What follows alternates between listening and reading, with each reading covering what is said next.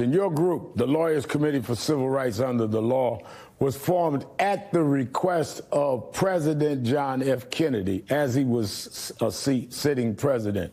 And this was amid the civil rights era in 1963. Do you think there is a familiarity to the pushback on civil rights then and now? Well, without question, let's make no mistake. It's not as if when President Kennedy convened nearly 250 lawyers to form the Lawyers Committee that the majority of the nation was itching and scratching to enforce civil rights.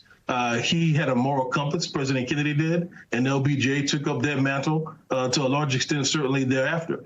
And so it's always been a smaller group of thoughtful, committed people who are either visionaries or courageous or just crazy enough to think they can actually make a difference. And in many cases, that's what's made a difference in this country. But what feels so very familiar is that in the early 1960s, we were on the precipice of what felt like disaster, and the whole decade got more and more difficult for this nation. You saw hundreds of thousands of people marching peacefully in the streets. You saw multiracial, intergenerational groups. You saw Black activists surveilled. You saw people's lives being threatened and lives being taken. That all feels like what we've been seeing the last several years. And so we're at another American inflection point where civil rights must come out on the other side as the winner.